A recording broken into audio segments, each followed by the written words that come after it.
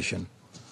The only path to lasting peace and stability lies in the realization of an independent, contiguous and sovereign state of Palestine on pre-1967 borders, with Al-Quds al-Sharif as its capital. In conclusion, Mr. President, Pakistan calls upon the Security Council and the broader international community to speak with one voice and reject all actions that undermine Somalia's unity and territorial integrity. On our part, we remain firmly and resolutely committed to standing with the government and people of Somalia in the country's march towards peace and prosperity. I thank you. I thank the representative of Pakistan for the statement, and I give the floor to the representative of the Russian Federation.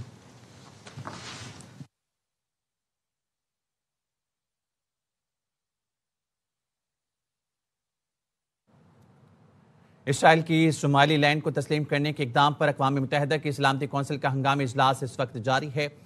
Somalia की दरख्वास्त पर अक़वाम मुत्तहिदा सलामती council का हंगामी इजलास तलब किया गया है। इससे कबल इसराइल की जानिब से सोमाली लैंड को तस्लीम करने पर पाकिस्तान समेत इस्लामी ममालिक का मजम्मती मुश्तरका एलामिया भी जारी किया गया था। एलामिया में कहा गया कि इसराइल का सोमाली लैंड को तस्लीम करना बैनुल-अक़वामी कानून की खुली खिलाफ वर्जी है। सोमालिया की वहदत और इलाकाई सालमियत को नुकसान पहुँचाने वाला कोई इक़दाम कबूल नहीं। इसराइली इक़दाम अफ्रीका के हॉर्न और बहरे अमर के अमन के लिए संगीन खतरा है। ओआईसी वज़ीर ख़ारजा के मुश्तरका एलामिया में पाकिस्तान, फ़लस्तीन, कतर, सऊदी अरब, सोमालिया, सूडान, शरीक सऊदी अरब ने भी सोमाली सरजमीन पर नए मुल्क का क़याम तस्लीम करने का इसराइल ऐलान मुस्तरद कर दिया। सोमालिया की खुदमुख्तारी, यकजहती, इलाकाई इस्तेहकाम की मुकम्मल हिमायत की गई। अरब लीग, खलीज ताउन कौंसिल, अफ्रीकी यूनियन, यूरोपीय यूनियन समेत मुतादिद ममालिक ने भी इसराइली इक़दाम की मज़म्मत की। What we did to Iran, just to make the subject just different, you wouldn't have peace in the Middle East. You wouldn't have a deal signed in the Middle East. You wouldn't have a deal. Because other Arab nations, which are great people, I know them very well, I know them, they're great people, they wouldn't be able to have agreed to peace in the Middle East because you would have had a dark cloud hanging over everything. It wouldn't have been possible. So Iran has been greatly reduced in power, prestige. I don't want to use the word humiliation because, they're trying to build up again. But we can't let them build up because if they build up, there can't be peace in the Middle East. It was a mistake. When they wiped out Iraq and Iran were about the same power. And they fought each other with different names for 1,000 years. And then our country came out and blew up one of those two countries, namely Iraq. And all of a sudden, Iran had the whole Middle East all to itself. But that's not true anymore. That's not true anymore. Can you tell us something about your plan? Tell us something about your plan to expand Abraham Accords. If you can tell us something about your plan to expand Abraham Accords. Well, the Abraham Accords are a great achievement of Jared and everybody. I mean, it was one of the great achievements. They'll be expanded.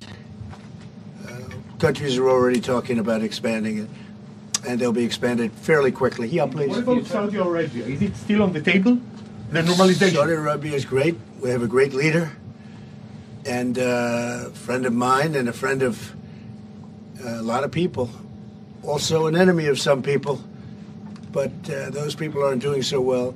No, Saudi Arabia has been very good as far as I'm concerned. They've done everything that we can ask for. But normalization with Israel is on the table? They're getting along great with Israel. They will. And at some point, they'll sign the Abraham Accords. Mr. President, on the Fed, so one of the big domestic tasks ahead of you is to pick a new chairman for the Fed. Yeah. You've said that you have one favorite, but you're also doing interviews. Still do. Hasn't changed. Yeah, I'll announce them at the right time. There's plenty of time. But in the meantime, we're doing numbers that nobody's ever seen. We have $18 trillion coming in. We had a 4.3% GDP. They thought it was going to be 2%. And that's despite the Democrat shutdown. Had the shutdown not occurred, we would have had an extra 1.25. Think of that. We are doing, and also despite the fact that we have a fool at the Federal Reserve. I mean, Biden reappointed him, and it's too bad. You would have thought he wouldn't have done that. But he's an absolute fool. who's building a new Federal Reserve or he's doing a renovation of a building, maybe he's up to $4.1 billion to do a renovation of a few very small buildings. It's the highest price in the history of construction. He's spending more money than any building has ever spent per square foot on the renovation of, as an example, I'm doing a magnificent, big, beautiful ballroom that the country has wanted, the White House has wanted for 150 years. It's a massive job, and it's a tiny fraction of that number. And we're under budget and ahead of schedule. Now, it's bigger than I told you. After realizing we're going to do the inauguration in that building, it's got all bulletproof glass. It's got all drone, they call it drone-free roof. So drones won't touch it. It's a big, beautiful, safe building. But it's a big project. For a tiny fraction of that, we're under budget and ahead of schedule.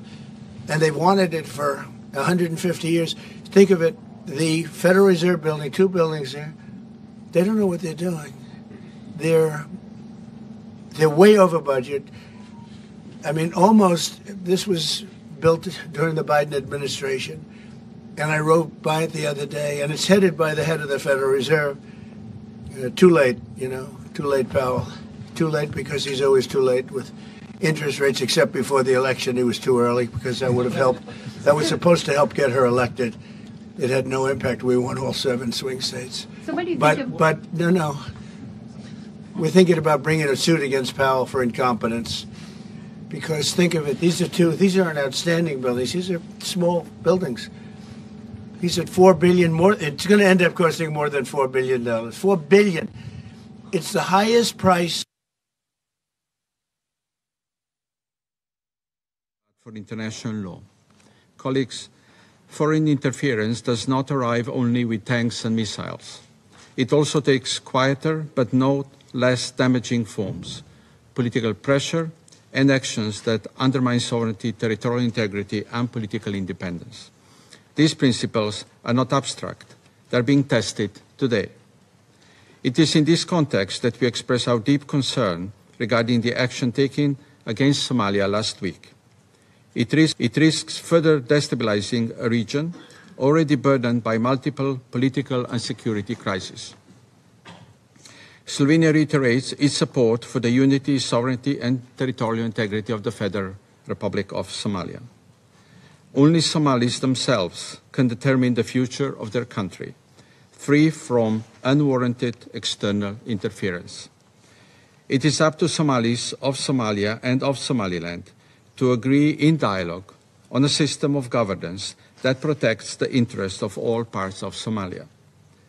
Efforts of the international community should be directed towards supporting meaningful dialogue between Somalia and Somaliland. We encourage the United Nations, the African Union, regional organizations to offer their support in this regard, should Somalis need.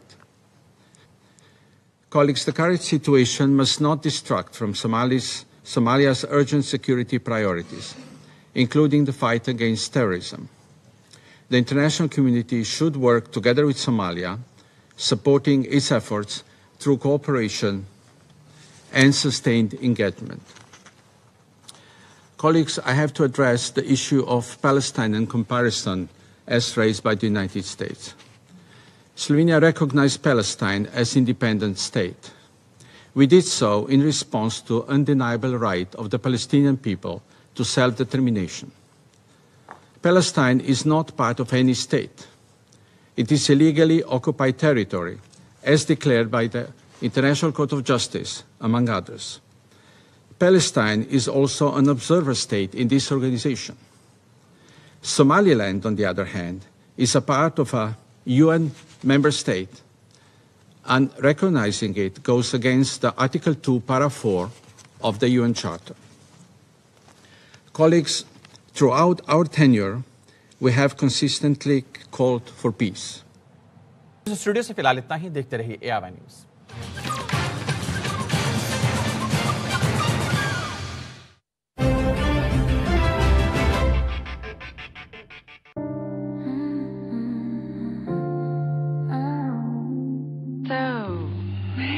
What can I do for you?